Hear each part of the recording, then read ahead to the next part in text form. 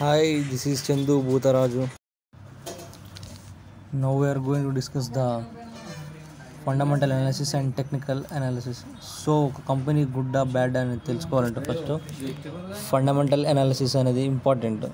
So fundamental analysis అంటే company యొక్క ఆస్తులు, బ్యాలెన్స్ షీటు, ఇన్కమ్ స్టేట్మెంట్కు and cash flow.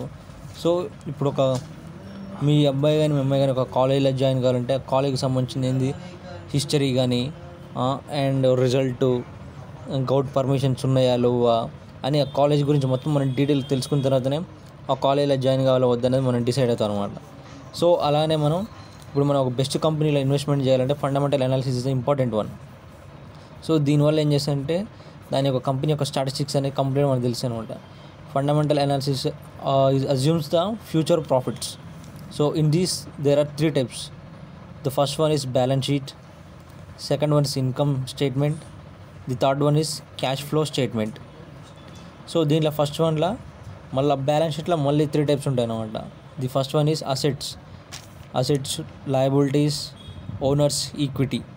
So first one assets అంటే ఆస్తులు అనమాట. Example cash, machinery, land, buildings, vehicles, receivables, investors, bank deposits, ఇవన్నీ మన కంపెనీకి సంబంధించిన ఆస్తులు అనమాట.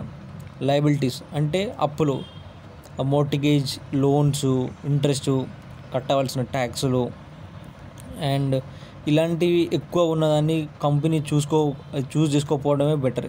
ఎందుకంటే ఒకవేళ ఆ కంపెనీకి ప్రాఫిట్స్ వచ్చినా గిట్ట ఆ ట్యాక్సులు కట్టడానికి, ఆ లోన్లు క్లియర్ చేయడానికి కంప్లీట్గా దాని మీదనే ఆ వచ్చిన ప్రాఫిట్స్ మొత్తం క్లియర్ అవుతుంది.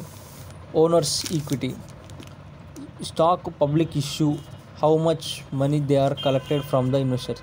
సో ఓనర్స్ ఈక్విటీ అంటే ఒక కంపెనీని స్టాక్లోకి పబ్లిక్ ఇష్యూ చేసినప్పుడు పబ్లిక్ నుంచి ఎంత ఇన్వెస్ట్మెంట్ ఇస్తుంది, దేనికి, బిజినెస్ ఎక్స్పాన్షన్ కోసం. So it's a profitable thing అనమాట.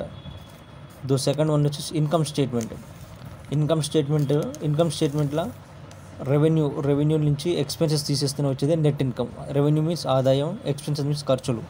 సో రెవెన్యూస్ నుంచి ఎక్స్పెన్సెస్ తీసేస్తూ వచ్చే net income. Company will use these net income into 2 types. ఒకటేమో డివిడెండ్స్, కంపెనీలు ఎంతమంది అయితే ఇన్వెస్ట్మెంట్ చేస్తారో వాళ్ళ ఇన్వెస్టర్లకి షేర్ చేసి యాజ్ హౌ డివిడెండ్స్ ద్వారా. ఇంకోటి వచ్చి బిజినెస్ ఎక్స్పాన్షన్ కోసం ఆ డబ్బు అలా ఏం చేస్తుంటే దీనిలో కొంచెం క్యాష్ పొజిషన్లో ఉంచుతుంది. ఎందుకంటే కంపెనీకి లాసెస్, ప్రాఫిట్స్ ఒకసారి ఫ్లక్చుయేషన్స్ అవుతూ ఉంటాయి కంపెనీలో. సో ఎట్లా అంటే ఒక ఎమర్జెన్సీ మనీ లాగా యూజ్ చేయడం కోసం కొంచెం క్యాష్ పొజిషన్ అనేది కంపెనీ అనేది దాచిపెడుతుంటుంది. సో ది థర్డ్ వన్ వచ్చేసి cash flow statement. Cash flow position, దీనిలో cash position, operations, invest in other companies. Operation అంటే కంపెనీలో జరిగే ఆపరేషన్స్. ఇంకోటి వచ్చేసి కంపెనీలో ఉన్న డబ్బులను తీసుకుపోయి వేరే కంపెనీలో ఇన్వెస్ట్మెంట్ చేయడం.